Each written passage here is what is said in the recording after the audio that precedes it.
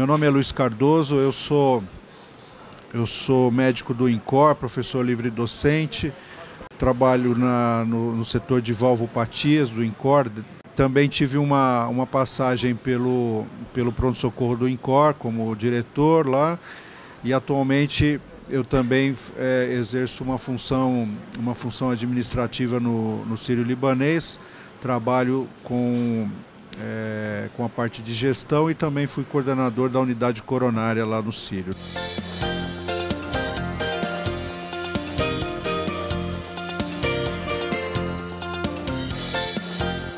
Um paciente como esse, você tem que tentar rastrear a história dele, né? A história natural. Algumas vezes esses pacientes caem, né, na nossa frente sem você ter uma noção do que aconteceu com ele no passado, nem o que aconteceu, os antecedentes que esse paciente teve. Então, por exemplo, tentar buscar alguma informação. Ele teve doença reumática ou alguma possibilidade de ter tido doença reumática, o que falaria a favor de uma doença orgânica, né? Ele teve alguma doença isquêmica do coração, que justifique, por exemplo, ele ter uma insuficiência mitral isquêmica, ou em algum momento no passado remoto, mais na juventude, alguém o auscultou e ouviu um sopro, ou comentou alguma coisa que ele tenha tido poderia ter tido uma valvopatia, né? O que falaria contra ele ter uma insuficiência mitral secundária. Outra informação, existe alguma doença que poderia estar provocando essa disfunção ventricular, notadamente o que é mais comum no nosso meio, hipertensão arterial, um paciente que tem uma hipertensão de longa data, um paciente que teve, por exemplo, a possibilidade de ter uma doença de Chagas, paciente portanto, que veio de uma zona endêmica, ou o paciente que teve em algum momento alguma suspeita de uma miocardite, por exemplo, né? Então, essas perguntas podem direcionar você a pensar mais numa insuficiência mitral primária ou numa insuficiência mitral secundária, tá? Isso de história. Como foi a evolução do aparecimento dos sintomas, né? O paciente teve uma dispneia de evolução mais lenta, mais arrastada, quando começou. Em termos de exame físico, o que acontece normalmente, né? Normalmente você busca indícios de que o paciente possa ter uma insuficiência mitral orgânica, né? Então, por exemplo, a ausculta do sopro, normalmente nas miocardiopatias primárias, é um sopro de pouca intensidade e pouco irradiado também, né? Essa é um outro dado. Na presença do prolapso de válvula mitral, você pode ter um estalido, né?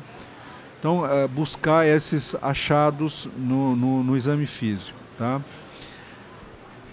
Partindo agora mais para os exames subsidiários, o que ele pode te ajudar? Então, por exemplo, você vai pegar uma radiografia do tórax, onde você tem um aumento das 4 câmaras cardíacas, né? Favorece muito mais a presença de uma insuficiência mitral secundária, né? Então, aquele coração, como a gente chama, meio desabado, né? Então, aquele coração meio tipo moringa, assim, né? Como a gente fala, sugere mais uma insuficiência mitral secundária. E outro exame que pode ajudar bastante é o ecocardiograma, né? Por quê? Normalmente, no ecocardiograma você vai ver vai ver um aumento das 4 câmaras, né? E a confirmação da grave disfunção ventricular, e quando o ecocardiografista analisa a válvula mitral, ele vai perceber que essa válvula não tem alteração na sua textura. A insuficiência mitral secundária é caracterizada basicamente por uma válvula que ela dilatou basicamente o anel, mas que a textura dela é normal. Então ela normalmente não tem espessamento, normalmente ela não tem retração, não tem nenhuma evidência de uma fibrose ou que pode mostrar alguma rotura dessa válvula. Habitualmente é uma válvula que eles chamam de textura normal. Eles colocam como uma válvula normal. Então, são essas coisas que a gente utiliza para diferenciar de uma maneira não invasiva, né? Tem uma pergunta que diz o seguinte: válvula aórtica percutânea, para quem indicar, né?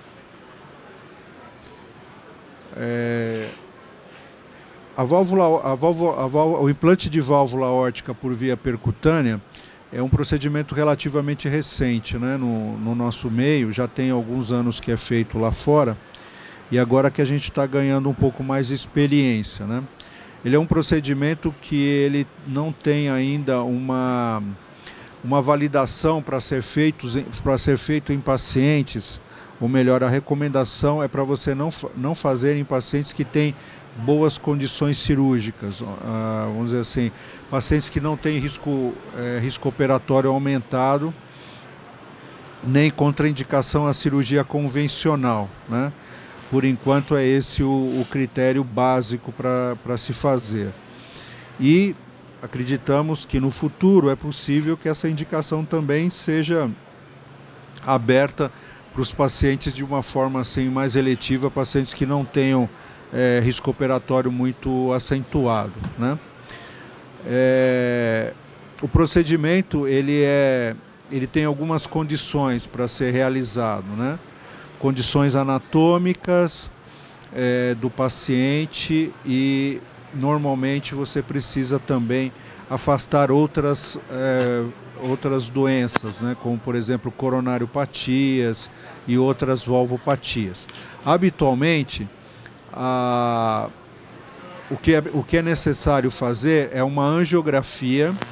Como ele é feito por via percutânea e a entrada é por via femoral, você precisa ver o trajeto que o catéter e a prótese vão caminhar. Então é necessário que haja uma análise disso, e o exame mais utilizado é uma angiografia, que pode ser uma angiotomografia ou, frequentemente, o próprio cateterismo, você faz um estudo de toda a aorta. Além disso, é necessário saber o tamanho do anel aórtico, porque as válvulas elas têm um limite de tamanho, tá? Então, quando o paciente tem uma ectasia do anel, onde o anel fica muito dilatado, às vezes você não tem uma prótese ainda de tamanho adequado para colocar. E quando ela não fica bem adaptada, ela pode gerar aquilo que a gente chama de leak paravalvar, né? Pode ter vazamentos por volta da prótese, né? Então, essas são as duas condições anatômicas básicas para o hemodinamicista decidir se vai ou não poder implantar a prótese. Além disso, tem, evidentemente, a presença de coronariopatia, né? Se o paciente tiver coronariopatia e essa coronariopatia não puder ser tratado por catéter, também fica bastante difícil, porque se você já não está querendo operar o paciente agora, depois você teria que resolver um problema de coronária no futuro.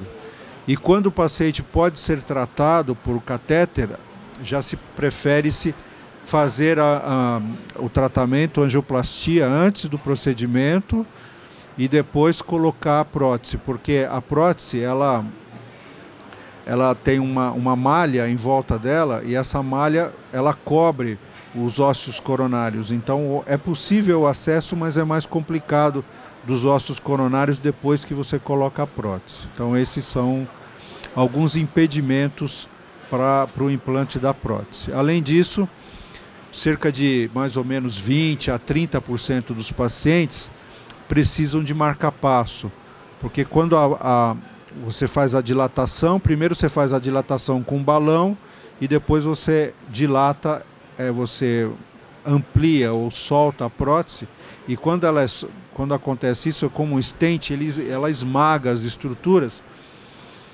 e pode levar o paciente a ter bloqueios, e aí necessitar fundamentalmente de um marca-passo isso acontece de 20% a 30% dos casos, né?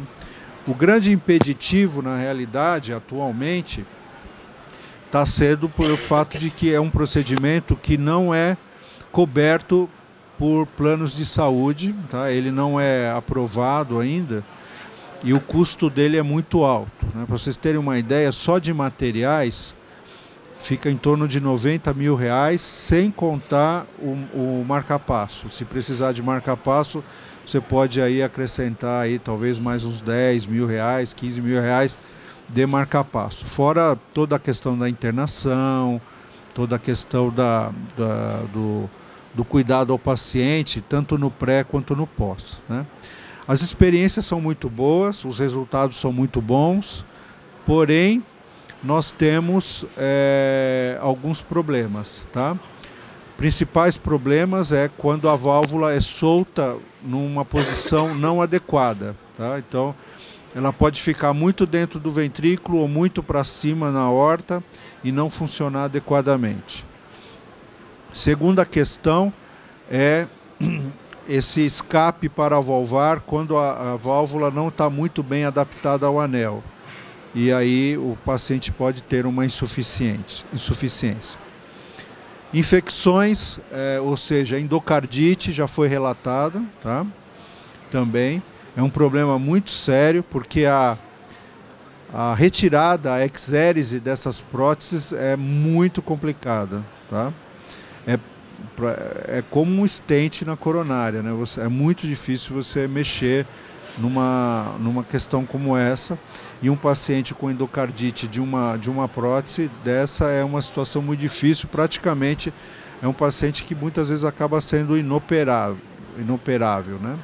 Já tem relatos de se colocar uma prótese por dentro dessa prótese, então é possível, se o paciente calcificar ou mesmo se ele tiver insuficiência da válvula decorrente do problema da válvula em si, você colocar uma nova prótese por dentro dessa prótese. É possível e já foi relatado, mas é um procedimento que ainda para a gente é feito nessas condições diferentes, tá? Só para pacientes que têm alto risco operatório, a morbidade e mortalidade para o caso esperada, né? Muito elevada, e aí você pode propor um implante de uma prótese percutânea.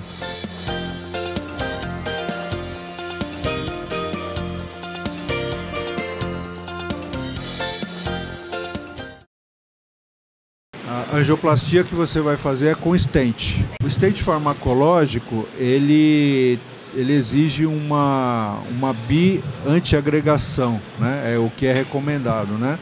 Você fazer uma antiagregação com o AS, né? E com o clopidogrel. Essa é a recomendação.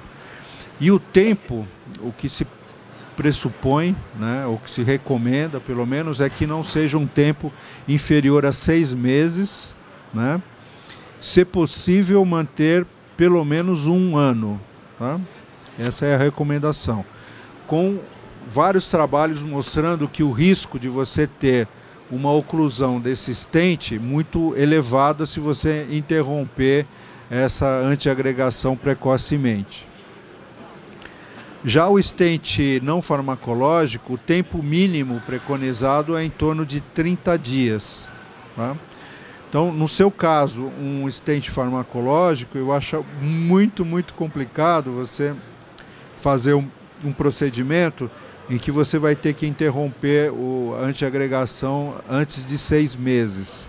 Teria que, pelo menos, tentar esperar esse tempo.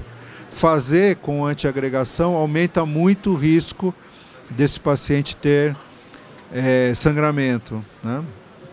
Então, eu acho que se você tem pressa em fazer o procedimento apical, talvez o mais recomendado seria você colocar um stent não farmacológico, para depois de cerca de 30 dias você suspender a antiagregação e fazer o procedimento apical.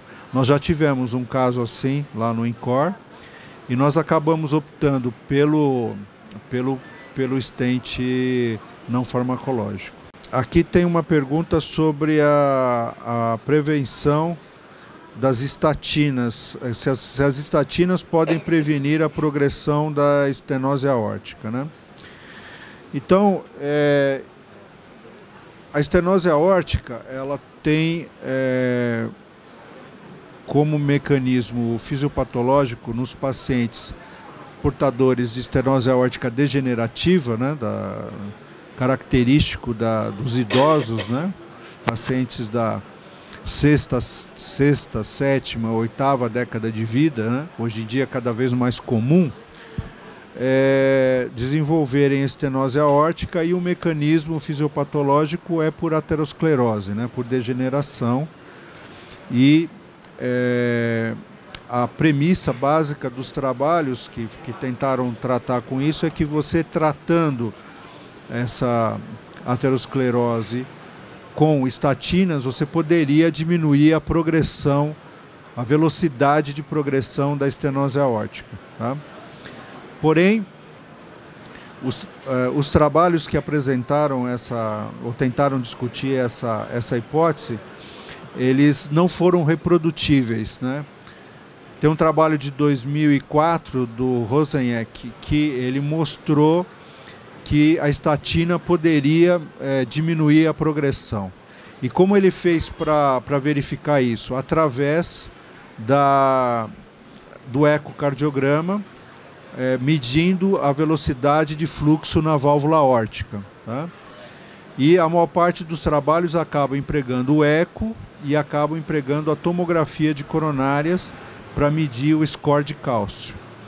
E nesse trabalho o Rosenheck conseguiu demonstrar isso. Porém, tá, os trabalhos posteriores que vieram não mostraram o mesmo resultado. Então tem um trabalho do Cowell de 2005 que ele não conseguiu demonstrar que a estatina poderia diminuir a progressão da estenose aórtica, medindo também pelo eco e pela tomografia das coronárias. Então, hoje em dia, vai ser necessário novos trabalhos, né, randomizados, com um maior número de pacientes, com um segmento a mais longo prazo, para demonstrar esse efeito, né? Por enquanto nós não temos. Então as diretrizes são bastante claras em relação a isso, né? As últimas diretrizes, que são de 2006, falam que você só deve dar estatina para os pacientes com estenose aórtica se ele tiver indicação por outros motivos, tá? Então, o paciente que tem uma dislipidemia e você precisa tratar, tem uma coronariopatia associada, você deve utilizar as estatinas, mas não com o objetivo de barrar ou diminuir a velocidade da progressão da doença. Pacientes assintomáticos com insuficiência mitral tem possibilidade de ser tratado com vasodilatadores. A lógica da utilização dos vasodilatadores na insuficiência mitral crônica, ela vem derivada basicamente do uso dos vasodilatadores na insuficiência mitral aguda, né? Então, que você utiliza vasodilatadores para diminuir a pós-carga, né? E, consequentemente, diminuir o volume regurgitante para dentro do ato esquerdo, tá? Porém, os trabalhos relativos ao uso de vasodilatadores não demonstraram benefício fundamentalmente no remodelamento das câmaras cardíacas. A única coisa que os trabalhos mostram é que existe uma melhora no volume diastólico, no diâmetro diastólico do ventrículo esquerdo comparado com o placebo, tá? Mas não, por exemplo, no diâmetro sistólico, no diâmetro do ato esquerdo e na fração de ejeção. Então não existe benefício do uso dessas medicações na remodelação do ventrículo esquerdo. A única coisa que acontece é que o indivíduo melhora muito os sintomas, né? E aí você perde um parâmetro muito claro da indicação operatória, que a indicação operatória basicamente é através dos sintomas e através de marcadores de prognóstico ruim, que seriam fundamentalmente o aumento dos diâmetros e a queda da fração de ejeção. Ou complicações, né, do tipo arritmias, tromboembolismo e assim por diante. Então, hoje em dia, o uso de vasodilatadores, ele não deve ser utilizado na insuficiência mitral para prevenir ou tentar, vamos dizer assim, evitar uma indicação operatória ou retardar uma indicação operatória. Ele só deve ser utilizado para melhorar sintomas no momento em que você já decidiu, vou operar o meu paciente, e enquanto ele está aguardando a cirurgia, eu vou, evidentemente, utilizar essas medicações. E a outra possibilidade são naqueles pacientes que já operaram e tem disfunção ventricular, você usa ou utiliza para facilitar o remodelamento reverso, como a gente chama, a involução daquelas alterações, e a gente utiliza para os pacientes que já perderam o tempo adequado de cirurgia, né? Então, aqueles pacientes que têm contraindicação à cirurgia de válvula, de troca ou de plástica, e aí você utiliza o vasodilatador.